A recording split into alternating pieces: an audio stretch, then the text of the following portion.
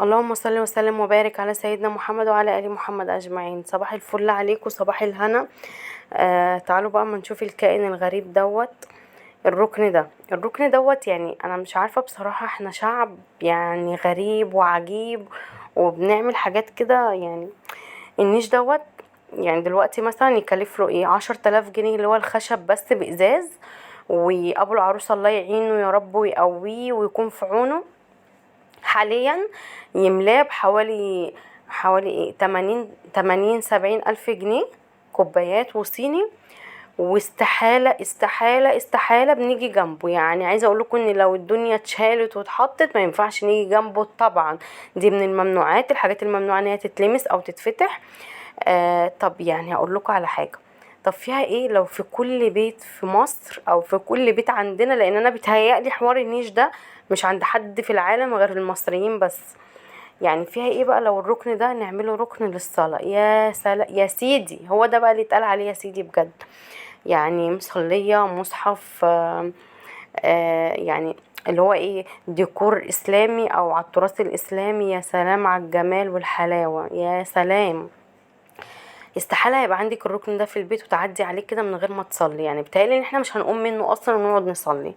مش احسن من ده؟ احسن من ده طبعا طبعا طبعا، احسن من ده بمليون مرة. ده يا جماعة، يعني انا اعتقادي ان النيش ده حاجة حرام. يعني اكيد النيش ده حاجة حرام. لو رحنا كده وسألنا، النيش ده حاجة حرام. يعني استغفر الله العظيم يا رب، كده حاجة عاملة زي الصنم. يعني بصوا، ولا بنلمسه ولا بنيجي جنبه. يعني لا، ما ينفع. يعني بجد بجد انا عامله الفيديو دوت مش عشان اوريكم ازاي بعمل النيش. انا عامله الفيديو دوت عشان اقول لكم ان النيش ده حاجه حرام. يعني بنصح كل البنات ان هم يبطلوا النيش دوت، وعاده سيئه جدا جدا. دلوقتي خلاص، يعني في ناس دلوقتي الحمد لله فهمت ان خلاص النيش ده بقى حاجة ملهاش لازمة. يعني حاجة بنحط فيها مبالغ كبيرة جدا وملهاش اي لازمة، غير ان احنا كل شهرين 3 بنفضيه نغسله ونرجع نرصه تاني. واحنا بنعمل كده بيتكسر مننا طبق، فنجال، شفشة، مش عارف ايه. بس يعني احنا بنعمل ما بنستفادش منه غير كده. فكرك لو جالك ضيف هتمدي ايديك عليه وتطلعي منه حاجة؟ استحالة. فكرك جوزك ولا ولادك يقدروا يفتحوه ويجيبوا منه كوباية؟ طبعا استحالة. عايزه اقولك ان انا من الناس اللي عندي الكوبايات والحاجات في المطبخ لو اتكسرت او خلصت بنزل اشتري. بس عمري ما بيجي ببالي ان انا افتح النيش واطلعه واجيب منه. لا، ما ينفعش. ازاي اعمل كده؟ ويا سلام بقى لو امك عرفت ان انت جبتي منه كوبايه، بتطين عيشتك. عرفت؟ ما يعني مش الرجاله، يعني مش الرجاله بس لو مدت ايديها احنا اللي بنزعق وكده، لا. ده في ناس تاني بتزعق. فضيت النيش كله ونزلته في الارض وغسلته بشويه ميه وحطيت عليهم نقطه كلور. نقطه كلور ايه، نقطه بريل. وغسلتهم ورجعت حطيت ميه نظيفه وشطفتهم تاني. لمعت الازاز بتاعي كله، شلت المفارش كلها غسلتها وسبتها تنشف ورجعت رصيتها تاني. هرص بقى النيش. عايزه اقولكم ان انا على ايامي كان في ابتلاء كده بيجي للناس ان احنا بنجيب 5 تطقم صيني. عارفين يعني ايه 5 تطقم صيني؟ الطقم مثلا على ايامي كان بيبقى ب2000 او 3000 جنيه. وعلى فكره ده كان بيبقى رقم كبير جدا جدا على ايامي.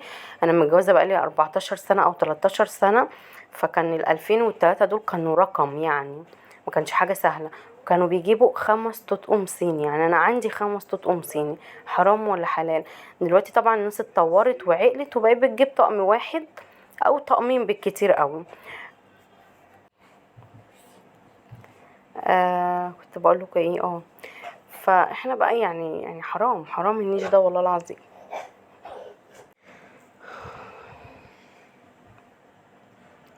هرص بقى الفناجيل دي، هنيمهم كده واحط فنجال جوه فنجال. يعني هحاول اعمل كل رف شكل او كل طقم شكل. انا مش تاني مش جايه اقول لكم ازاي نرتب النيش، انا جايه اقول لكم ان حرام النيش. عندي طقم لونه عسلي، طقم ابيض، طقمين ابيض. فهحاول ان انا احط واحد ابيض فوق واحد ملون تحت كده، اللي هو ايه، مش هخلي الابيض كله مع بعضه او الالوان كلها مع بعض. آم، برجع انشف الاطباق دي. طبعا لازم ننشفها كويس لما بنيجي نرصها في النيش، لان لو سبتي فيها ميه او كده بتعمل ريحه مش كويسه طبعا، وبتعمل لون كده مش حلو. جيت بقى للضلفة التانية دي برضو نزلتها كلها في الارض وغسلتهم بمية ببريل، ورجعت حطيتهم في مية نضيفة، غسلت المفارش بتاعتهم، لمعت الازاز. ده طقم قهوة حطيته هنا في الرف التاني دوت، وحطيت فوق كاسات وكوبايات ونفس النظام. هحط هنا طقم شربات، ده طقم شربات. عايزه اقولكم ان انا عندي مثلا حوالي 4 اطقم شربات، فحطيت هنا 2 وفي الضلفة التانية 2. حطيت هنا طقم قهوة والناحية التانية طقم شاي.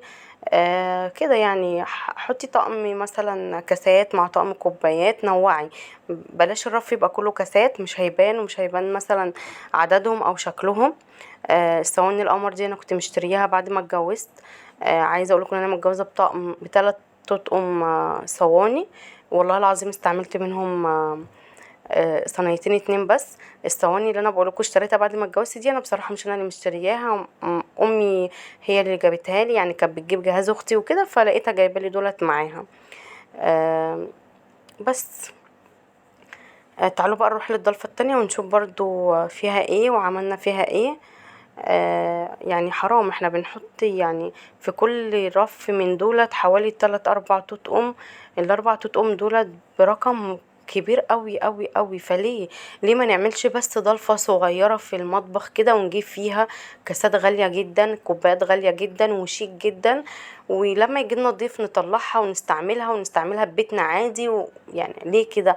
على فكرة النيش ده حتى لما بيجيلك ضيف اوعي تفكري ان انت بتمدي ايدك عليه، والله العظيم ما بتيجي جنبه.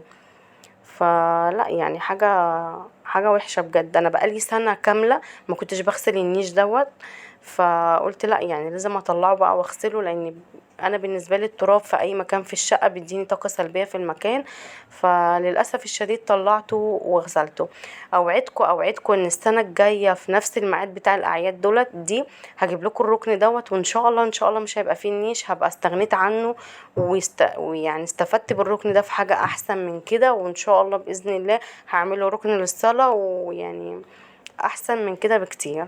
الطقم اللي فوق دوت ده طقم شاي او طقم جاتوه. عايزه اقول لكم ان انا ببقى نفسي اطلع الاطباق بتاعته دي احط فيها جاتوه، ما برضاش يعني هو حاجه فينا، هو ده طبع فينا. بحب الطقم ده جدا جدا وبحب شكله، هو طقم ديكوري اصلا، كل نيش بيبقى طقم ديكوري اقسم بالله. هنا حطيت طقم كاسات، وحطيت معاه طقم شربات، حطيت معاه كوبايات صغيره اللي هو ايه، تحس ان الرف كده فيه كل حاجه، متنوع من كل حاجه. النيش دوت عباره عن مكان يعني معرض للكوبايات والكاسات، تتفرجي عليها بس وما تجيش جنبها. فاظن ان المعارض ده بتبقى في المحلات والكلام ده مش عندنا. هنا خلصت بقى النيش وده شكله النهائي. تاني انا مش طالعه اوريكم ازاي برتب النيش، انا طالعه اقول لكم ان النيش ده حاجه مش حلوه. اشوفكم في فيديو جديد ويوم جديد.